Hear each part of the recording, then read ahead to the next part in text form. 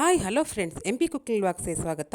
ನಾನಿವತ್ತು ಬೆರಕೆ ಸೊಪ್ಪು ಅಂದ್ರೇನು, ಬೆರಕೆ ಸೊಪ್ಪನ್ನ ಯಾವ ರೀತಿ ಬಳಸ್ಬೋದು, ಹಾಗೆ ಅದರಲ್ಲಿರುತ್ತ ಪ್ರಯೋಜನಗಳೇನು, ಅದನ್ನು ಯಾವ ರೀತಿ ಕ್ಲೀನ್ ಮಾಡ್ಕೋಬೇಕು ಅಂತ ಎಲ್ಲ ತಿಳಿಸ್ಕೊಡ್ತೀನಿ ಫ್ರೆಂಡ್. ವಿಡಿಯೋನ ಯಾವುದೇ ರೀತಿ ಸ್ಕಿಪ್ ಮಾಡದೆ ನೋಡಿ ಫ್ರೆಂಡ್. ನಾವು ಕೂಡ ರೈತರಾಗಿರೋದ್ರಿಂದ ಈ ಸೊಪ್ಪಿನಲ್ಲಿರೋ ಪ್ರಯೋಜನ ಹಾಗೆ ಈ ಸೊಪ್ಪುಗಳ ಹೆಸರುಗಳು ಕೂಡ ನಾನು ತಿಳಿಸ್ಕೊಡ್ತಾ ಇದ್ದೀನಿ ಫ್ರೆಂಡ್. ಇದರಲ್ಲಿ ಸುಮಾರು 8 ವಿಧದ ಸೊಪ್ಪು ಇದೆ. ನಾವು ದಿನನಿತ್ಯದ ಆಹಾರದಲ್ಲಿ ಸೊಪ್ಪನ್ನು ಬಳಸೋದ್ರಿಂದ ನಮ್ಮ ರೋಗ ನಿರೋಧಕ ಶಕ್ತಿ ಜಾಸ್ತಿ ಆಗುತ್ತೆ, ಹಾಗೆ ಜೀರ್ಣಕ್ರಿಯೆಯೂ ಕೂಡ ಜಾಸ್ತಿ ಆಗುತ್ತೆ. ನಮ್ಮ ರಕ್ತದಲ್ಲಿನ ದೇಹದ ರಕ್ತದ ಪ್ರಮಾಣ ಕೂಡ ಜಾಸ್ತಿ ಆಗುತ್ತೆ, ಮೂಳೆಗಳು ಕೂಡ ಗಟ್ಟಿಯಾಗುತ್ತೆ, ನಾವು ಕೂಡ ಶಕ್ತಿವಂತರಾಗ್ತೀವಿ ಫ್ರೆಂಡ್. ಇದರಲ್ಲಿ ನಾನು 8 ವಿಧದ ಸೊಪ್ಪು ನಿಮಗೆ ತೋರಿಸ್ತೀನಿ.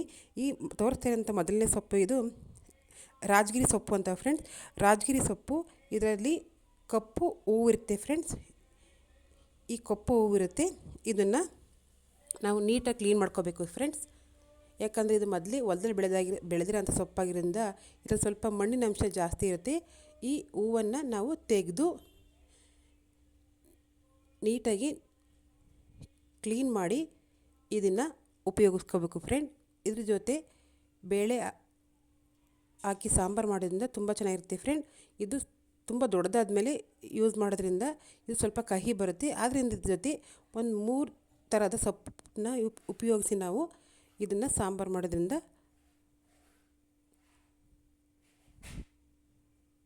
ಸಾಂಬಾರು ತುಂಬಾ ಚೆನ್ನಾಗಿರುತ್ತೆ ಫ್ರೆಂಡ್ಸ್.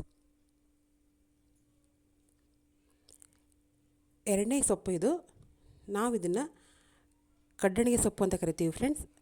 ಇದರಲ್ಲಿ 2 ರೀತಿಯಾದ ಸೊಪ್ಪು ಇದೆ. ಒಂದು ಕಪ್ಪು ಕಡ್ಡಣಿಗೆ, ಇನ್ನೊಂದು ಬಿಳಿ ಕಡ್ಡಣಿಗೆ ಅಂತ ಇದೆ ಸೊಪ್ಪು ಅಂತ ಇದೆ ಫ್ರೆಂಡ್ಸ್. ಇದನ್ನು ನಾವು ಕ್ಲೀನಾಗಿ ತೊಳೆದು ಉಪಯೋಗಿಸ್ಕೋಬೇಕು ಫ್ರೆಂಡ್. ನೋಡಿ ಫ್ರೆಂಡ್ಸ್, ಎಲೆ ಎಷ್ಟು ದೊಡ್ಡದಾಗಿದೆ, ಈ ರೀತಿ ಇರುತ್ತೆ ಫ್ರೆಂಡ್ಸ್. ಇದನ್ನು ನಾವು ಕಪ್ಪು ಕಡ್ಡಣಿಗೆ ಸೊಪ್ಪು ಅಂತ ಕರಿತೀವಿ ಫ್ರೆಂಡ್ಸ್.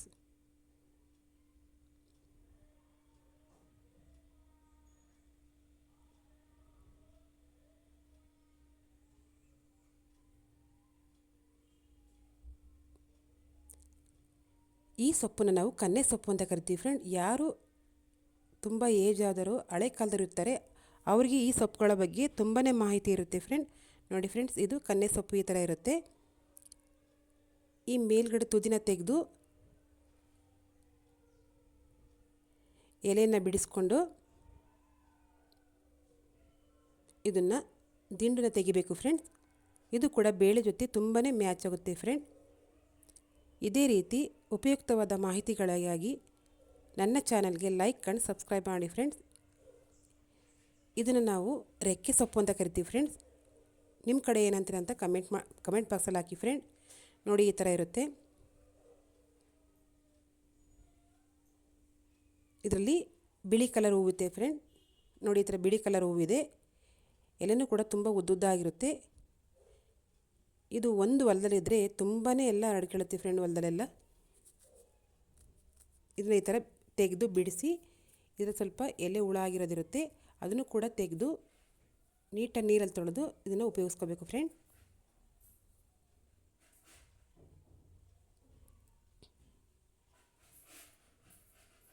ಇದನ್ನು ನಾವು ಅಕ್ಕಿರೆ ಸೊಪ್ಪು ಅಂತ ಕರಿತೀವಿ ಫ್ರೆಂಡ್.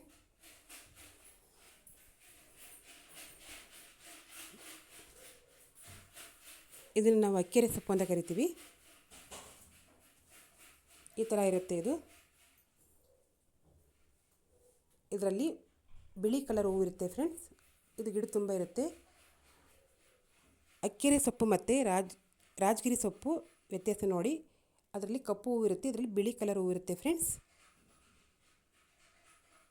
ಇದು ಕೂಡ ಬೇಳೆ ಜೊತೆಗೆ ತುಂಬಾ ಹೊಂದ್ಕೊಳ್ಳುತ್ತೆ ಫ್ರೆಂಡ್ಸ್.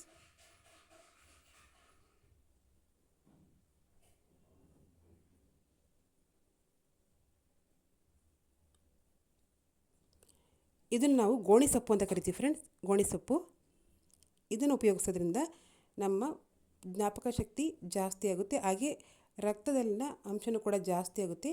ಇದರಲ್ಲಿ ಹಳದಿ ಕಲರ್ ಹೂವು ಬರುತ್ತೆ ಫ್ರೆಂಡ್ಸ್. ಈ ಹಳದಿ ಕಲರ್ ಹೂವನ್ನು ಬಿಡಿಸ್ಕೊಂಡು ನೀಟಾಗಿ ತೊಳೆದು ಯೂಸ್ ಮಾಡಬೇಕು ಫ್ರೆಂಡ್ಸ್.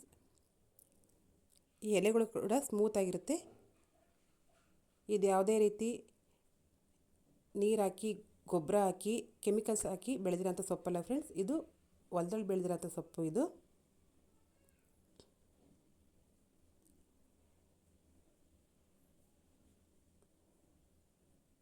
ಈ ಸೊಪ್ಪನ್ನು ನಾವು ಡೇರಿ ಸೊಪ್ಪು ಅಂತ ಕರಿತೀವಿ ಫ್ರೆಂಡ್ಸ್. ಈ ಡೇರಿ ಸೊಪ್ಪು ಎಲೆ ತುಂಬಾ ಅಗಲ ಆಗಿರುತ್ತೆ. ಇದು ಒಂದೇ ಒಂದಿತ್ತು ಫ್ರೆಂಡ್ಸ್, ಅದನ್ನು ತಗೊಂಡು ಬಂದು ನಿಮಗೆ ತೋರ್ಸೋಕ್ಕೆ. ಈ ಥರ ಇರುತ್ತೆ ಫ್ರೆಂಡ್ಸ್ ಇದು. ಇದರಲ್ಲೂ ಕೂಡ ಬಿಳಿ ಕಲರ್ ಹೂವು ಬರುತ್ತೆ ಫ್ರೆಂಡ್ಸ್. ಈ ಥರ ಬಿಳಿ ಕಲರ್ ಹೂವು ಇರುತ್ತೆ. ಇದು ಕೂಡ ಸಾಂಬಾರು ಜೊತೆ ತುಂಬಾ ಚೆನ್ನಾಗಿರುತ್ತೆ ಫ್ರೆಂಡ್. ಇನ್ನೊಂದು ಸೊಪ್ಪಿದೆ ಫ್ರೆಂಡ್. ಈ ಸೊಪ್ಪು ಎಲ್ಲರೂ ಕೂಡ ದಿನನಿತ್ಯ ಊಟದಲ್ಲಿ ಬಳಸುವಂಥ ಸೊಪ್ಪಾಗಿದೆ. ಇದೆಲ್ಲರಿಗೂ ಗೊತ್ತೇ ಇರುತ್ತೆ. ಈ ಸೊಪ್ಪನ್ನು ನಾವು ಕೊತ್ತಂಬರಿ ಸೊಪ್ಪು ಅಂತೀವಿ ಫ್ರೆಂಡ್ಸ್. ಕೊತ್ತಂಬರಿ ಸೊಪ್ಪು ಯಾವುದೇ ಊಟದಲ್ಲಿಲ್ಲ ಅಂದರೆ ಅದು ಊಟ ಯಾವುದೇ ರೀತಿ ಪೂರ್ಣ ಆಗಲ್ಲ ಫ್ರೆಂಡ್. ನೋಡಿ ಈ ಥರ ಇರುತ್ತೆ. ಇದು ಕೂಡ ನಾನು ಎಳೆದಿರೋಂದೇ ತಗೊಂಡು ಬಂದಿದ್ದೀನಿ. ಇದನ್ನು ಎಲ್ಲ ಸೊಪ್ಪು ಜೊತೆ ಮಿಕ್ಸ್ ಮಾಡಿ ಹಾಕೋದ್ರಿಂದ ಸಾಂಬಾರು ಕೂಡ ಚೆನ್ನಾಗಿ ಟೇಸ್ಟಾಗಿರುತ್ತೆ, ಹಾಗೆ ಫ್ಲೇವರ್ ಕೂಡ ಬರುತ್ತೆ ಫ್ರೆಂಡ್ಸ್. ಇನ್ನೊಂದು ಸೊಪ್ಪು ಮಿಸ್ ಆಗಿದೆ ಫ್ರೆಂಡ್, ಅದು ಗಣಕೆ ಸೊಪ್ಪು. ಗಣಕೆ ಸೊಪ್ಪು ಸಿಕ್ಕಿದರೆ ನಾನು ಅದ್ರ ಬಗ್ಗೆ ನಿಮಗೆ ಇನ್ನೂ ಉಪಯುಕ್ತವಾದ ಮಾಹಿತಿಯನ್ನು ತಿಳಿಸ್ಕೊಡ್ತೀನಿ ಫ್ರೆಂಡ್. ಇನ್ನೊಂದು ವಿಡಿಯೋದಲ್ಲಿ ಸಿಗೋಣ.